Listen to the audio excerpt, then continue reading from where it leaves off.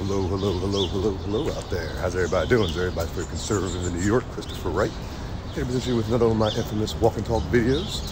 Hope you're enjoying the content, and if you do, remember to like and subscribe, and that'd be greatly appreciated. Hit the little bell icon when you're finished so you know about future content. So, what's today's walk and talk going to be about today? Well, I had a couple things I want to talk about, but today I'm going to speak on something that recently happened, which was the Super Bowl and all the controversy surrounding that. So, first and foremost, let me say I'm not a huge fan of either team. I grew up watching 49ers football. Started off with Joe Montana, Roger Craig, Jerry Rice, John Taylor, Brent Jones, that era. And, of course, anybody who's been around long enough knows that was an incredible football experience for me as a child, younger. It made me fall in love with the sport, and I've been a big fan ever since. But until Kaepernick, let me rephrase that. Obviously, he was on the 49ers as well, took them to the Super Bowl and gave the team their first loss in the Super Bowl to my hometown Baltimore Ravens.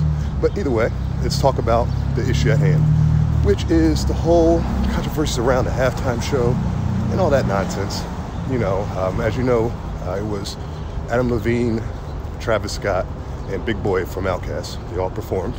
Some of you guys might not know all their names out there. Me, I don't really know Travis Scott too well. But the issue I'm having with the halftime show was Colin Kaepernick coming out of the woodwork, like out of nowhere, talking about if you go to the halftime show, you're against my protest and you're against the message of the protest, and pretty much you're turning your back on the minority community in America if you perform at the halftime show. So, which is complete nonsense, because he never had a true stance on the whole Neil thing. He said, oh, it was about police brutality in the black community, yada, yada, yada. But it's like, where are your actions at? You can go out there and speak all the words you want, or just kneel all you want. You didn't really speak many words. But until you give people action to do after you say your words, it's a useless protest, a useless movement, which it was. And it's the reason why I stopped watching football, because I just didn't want to buy into all the nonsense. And there's people out there that say, oh, well, Chris, it's his freedom of speech to protest, yada, yada, yada. Yeah, you're right. It's his freedom of speech. And it's the NFL. They have the freedom to fire you if they don't. If they feel like, you're causing controversy to the team, which he was. So, when the teams let him go, they get all upset and say, oh, it's racism, da, da, da. It's like, no, if you look at anything, if you get a job at a company and they have a certain policy there, and you don't follow the policy and they let you go, it's not because they're racist, because you are causing division within the company, and that's bad for business. And the same thing with NFL. And if you look at it, there were other NFL teams that gave him opportunity after the 49ers, and he turned them down either because of money or, just the one time with the Ravens, his girlfriend who's Islamic, radical Islamic more. I don't know what she is, but there's nothing wrong with people who are in Islam in this country. They've been here for years. I don't have a problem with that. I just had a problem with her stepping up, speaking for him, and talking all this crazy stuff and saying Ray Lewis and the owner were racist buddies or something crazy like that, she said, which, got rid of his opportunity. So he comes to this halftime show. He comes out of the woodworks. He's pretty much telling celebrities you got to do A, B, and C.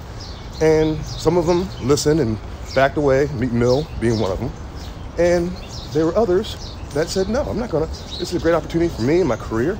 I'm not going to do something because this football player who wasn't, at the end of his career was a horrible player, who did a stance that didn't have any substance, that all of a sudden you have to listen to that nonsense. So, I respect Adam Levine and Big Boy from Outkast and Travis Scott for coming out and doing their thing at their halftime show.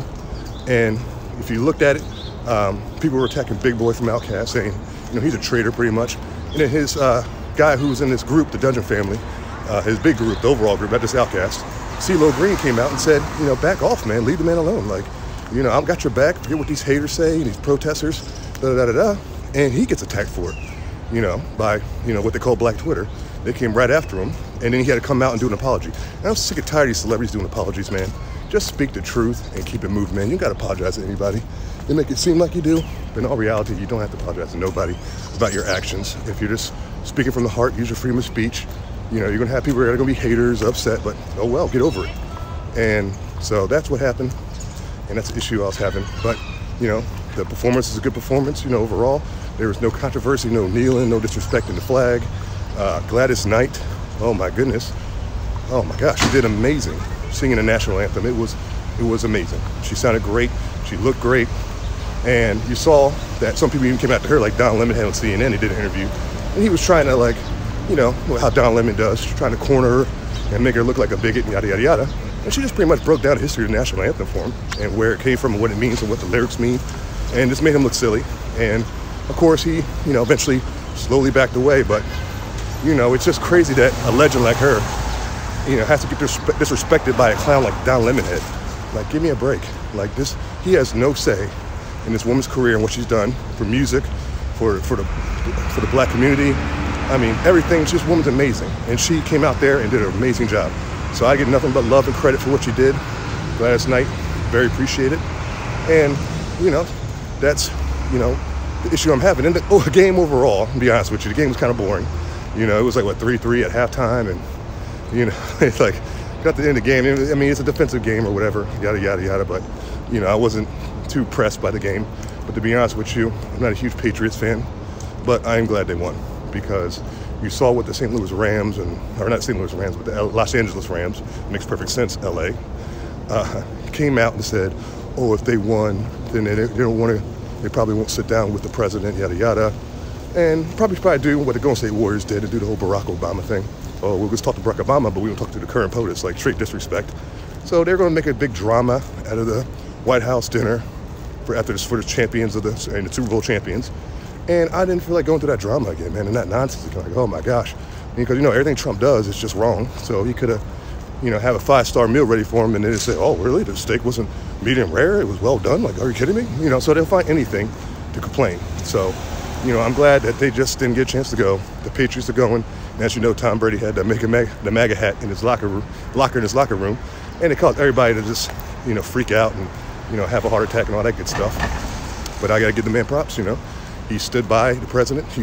Hasn't backed down. He's going to, of course, be at the White House dinner. You know, a couple of players from the Patriots, the free safety, I forgot his name, saying he's not going to go. He might, you know, he'll like to sit down with Obama instead. Like, oh gosh, oh, how original, you know. But, you know, that's going to come. You know, that comes with the territory, man. Is people going to be like that? So I'm glad that, you know, we had a POTUS who, you know, I mean, you know, it was, you know, I'm glad the Patriots won at the end of the day. You know, it wasn't the most exciting game, but, you know, football can be that way from time to time. But, you know, it's all said and done. They're Super Bowl champion, 6-time champion Tom Brady. I mean, very impressive. You know, that's MJ's, Michael Jordan numbers there with 6 championships. So, you know, got to give the man credit for that. And that was pretty much the overall message I wanted to say today. Walk and Talk was to speak about, you know, one more thing about the halftime show. The 2 performers who performed Gladys Knight, I forgot their names. You know, I'm not great with names, as you guys know. But they were under Beyonce's management team. And you know how Jay-Z came out and said, oh, you better not perform at the halftime show. He did it at the Meek Mill, and he said that to Travis Scott, but Travis Scott didn't back down. So Jay-Z is one of the big people who were against performing at the halftime show. But look who his wife brings some of her staff and her musicians she works with on there. So your wife can do it, but other players can do it. Isn't it a little hypocritical? But we know Jay's hypocritical with his message. You know, it doesn't just stem from that. I mean, it even stems with, oh, I will never sit down with the president and disrespecting President Trump. But then you see him and Van Jones from CNN, they are working on prison reform. And who is the one that passed the prison reform bill in this country? It was our president. So I guarantee if he gets something done, he's going to want to take all the credit for it. But now, all reality, it's President Trump who is the one who got the prison reform accomplished in this country. So he's the one that deserves all the credit. So with that said, that's the message for today's Walk and Talk. Hope everybody enjoyed. Hope everybody has a good day. You know, just want to do a quick video. So, of course, like always, you know, God bless everybody out there, and God bless America. Oh, one more thing. You see, I got a little mic here, you know, so, you know, I'm going to start doing podcasts as well. So look out for that. Stay tuned. You know, it's coming up soon. So just want to give everybody a heads up. Adios.